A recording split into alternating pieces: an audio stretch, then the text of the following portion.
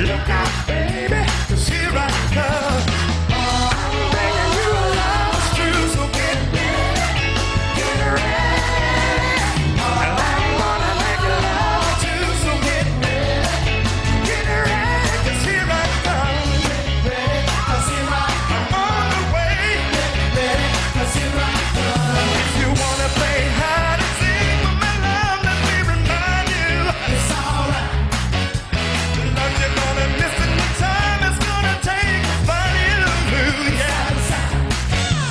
Tweedledee, tweedledum. Look out, baby, 'cause here I come.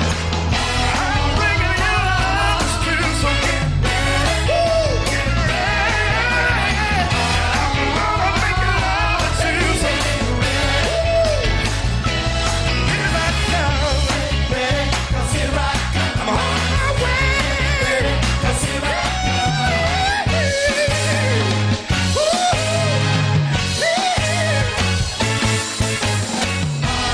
Bringing you love true.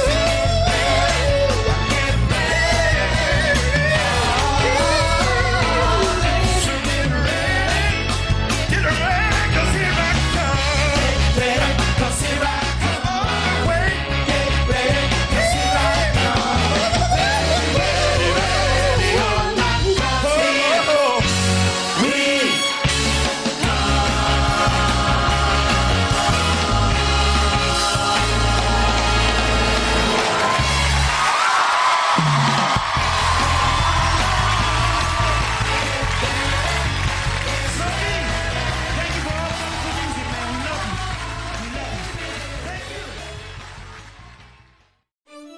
Thank you for joining us, and welcome to our special Mental Health Awareness Month and the Chris Barnes story.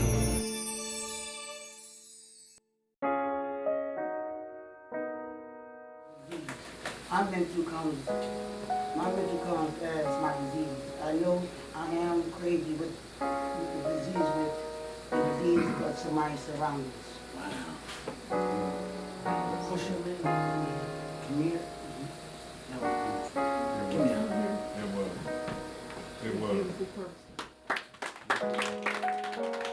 Chris Barnes himself is compelling.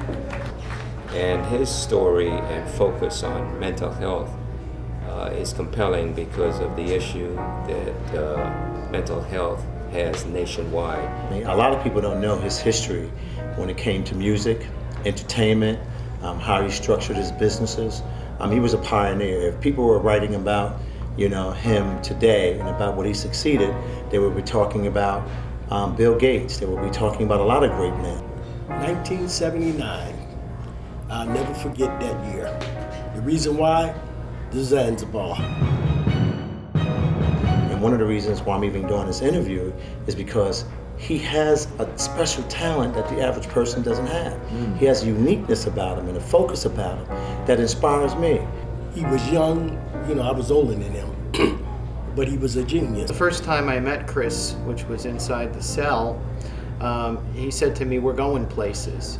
Chris Barnes had the personality, the good looks that I was jealous of, to be an exceptional politician. And he said, "I think I like you, and we're going to go places together. You don't know it yet, but we're going somewhere." And I didn't believe him. I want him to know that this time is overdue, and I'm proud of the fact that he is the one to have brought it up, and to have brought it up in the way in which he is. Maybe God wanted Sharp James to go to prison because I once was one of those on the streets who would say, if you do the crime, you're gonna do the time. Lock them up, throw away the key, put them in there. Too many people fall between the cracks and are lost forever. Into prison, death, worse. That doesn't improve society. They need to be combined. They need to be expanded. We need more staff that targets people who have problems, true doctors perhaps, clinicians, highly qualified people to help courts determine how can we elevate this person, not incarcerate this person. See, we had to go through that is to be who we are, and that's why we can relate to these kids. Mike Wallace from 60 Minutes, who we think is one of the greatest journalists of our time, suffered from depression. Later in his life, he sat down and talked about that. No one knew that. His wife knew it. The kids say, I like him. And because they feel him. He's so real. And the reentry it's in the mind. So a lot of us, are in our homes, our doors closed with mental illness all around us. I don't care how many times you fall down, but every time you fall down, you get stronger. We suffer from depression. We suffer from brokenness. We suffer from broken families. And you know what? I think that at the end of the day, because of what he's doing, we'll be able to have a better dialogue in our communities. I think anyone who knows Chris Barnes and know the days of Sugar Ray, the excitement of Sugar Ray, the creativity of having those mannequins blowing and flowing outside with this convertible Mercedes double park, always wanted to jump in it. It's about personality. People want to feel and touch you, believe in you, and feel that you care about them. That's the Chris Barnes that I knew then and I know now. They had this sister named Tanya Gardner. Heartbeat was one of her top 9 songs. Yeah. And he was the manager of her. And I was on the team. Because of that today, a lot of who I am now is from back then. He brings huge value to our community, and I just love him. Nobody comes from the depths of where I have seen him to the heights of these mountaintops that I now see him. Listening to his earlier part of his narrative really got me thinking about not just my own personal mental illness, but how mental illness affects our communities. Families don't want to discuss it with anyone else if they have a family member that's affected of it, but it's a way of life. Do you know how many people he gonna save? Look where he been. When I listened to his narrative, it actually, believe it or not, changed me and got me focusing on, why we should be more focused on helping our communities understand what mental illness is. He said, no, street doctor, I want to give back. And I'm just so happy that he's another street doctor. I'm so happy that he's home again because we share that experience. The favorite sign, we fall down, but we get up. Here was a young man in the city of Newark.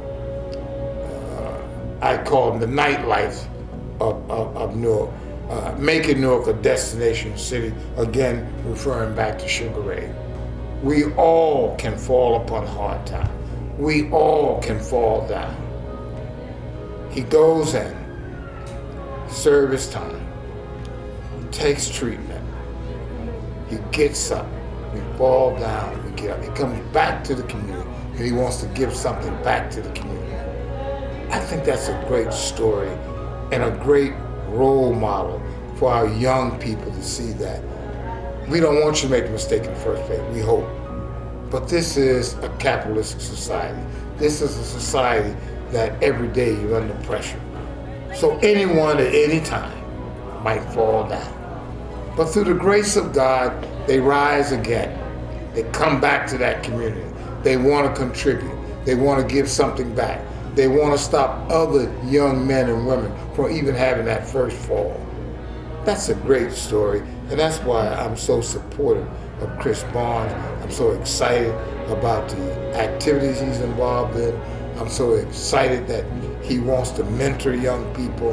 I'm so excited that he wants to give this message to young people to be all you can be. And I'm one of those who can help you. And don't make the mistake I made. What great times we live in. And to have a Chris Barnes who can encourage, motivate, and tell young people you can be all you can be today. It's a wonderful story and a wonderful project to be part of. This is one man, this is one book, this is one story. The Chris Barnes story.